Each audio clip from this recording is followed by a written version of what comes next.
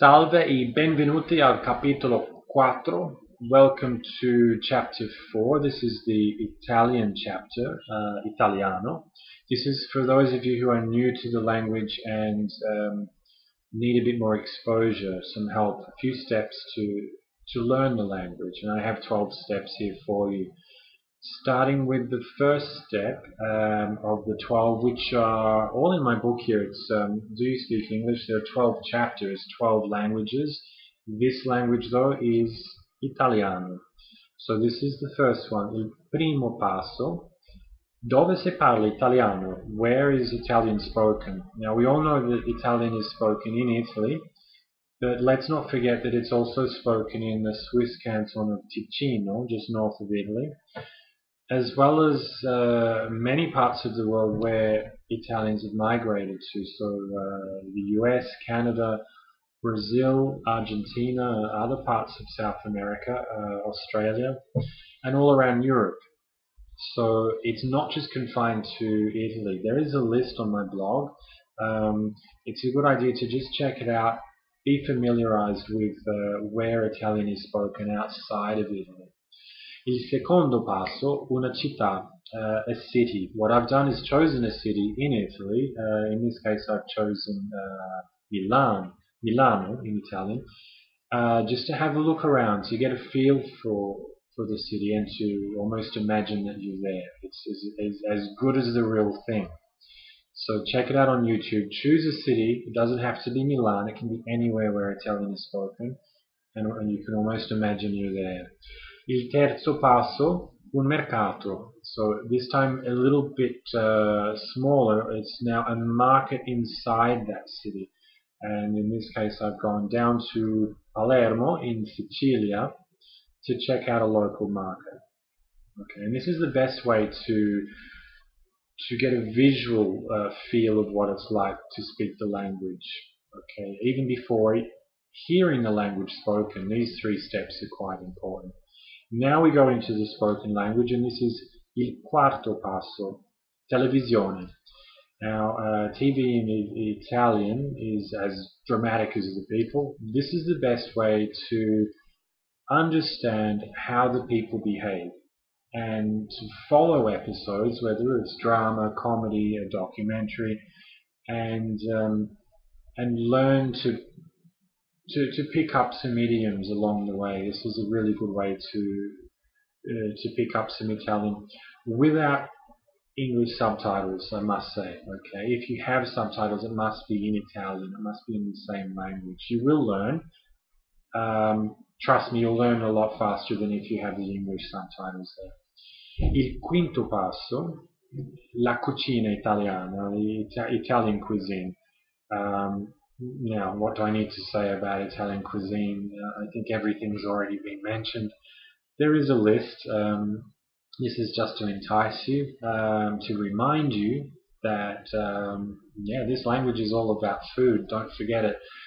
And what better motivator for a language than to eat the food from where it's spoken? So that's the fifth step. And also the sixth step, il sesto passo, in una cucina italiana, so in an Italian kitchen, learning how to prepare Italian food. And in this case, I've chosen something fairly typical, tiramisu, which is a typical Italian dessert. Easy to make, and there's a recipe on YouTube. Check it out, and once you've seen that, the first thing you want to do is just get your hands stuck into making something like that. Okay, that's all the food done. Il settimo passo, la musica. Now, Italian music, not as famous as some of its surrounding neighbors, but I'm into Italian rap, for example. That's my favorite type of music in Italian. You need to choose what you're into. Go onto YouTube, find something in Italian, and type in this word, okay? Because then you'll get the lyrics for the songs as well. This is a great way to learn the language through its music. Okay, next one, l'ottavo passo, lo sport. Sport is important because sport is culture, just like language. and of course the most popular sport in this part of the world is football. There are many teams in Italy. In fact, the national team itself is world famous. So just by following a football game is one way to get behind the language. Next one, il nono passo, cinema. Okay, Italian cinema is world famous. I've included a list of some really good recent Italian movies. Again, the subtitle rule. Um, if you have subtitles, please make sure they're in Italian, not in another language, because it will confuse you. You will learn with a vocabulary list, little by little, you'll learn what they're saying. But if the language differs from the spoken language, it can be quite confusing. So stick to the same, don't mix. Okay, Italian spoken, Italian written, exactly the same. Where are we up to? Il decimo passo. Gente, people. People, of course, are the best way to learn a language, and like all of these clips, I recommend going to a website where you can find a language exchange partner and hooking up with them on Skype. And this is the best way to communicate with someone who speaks the language.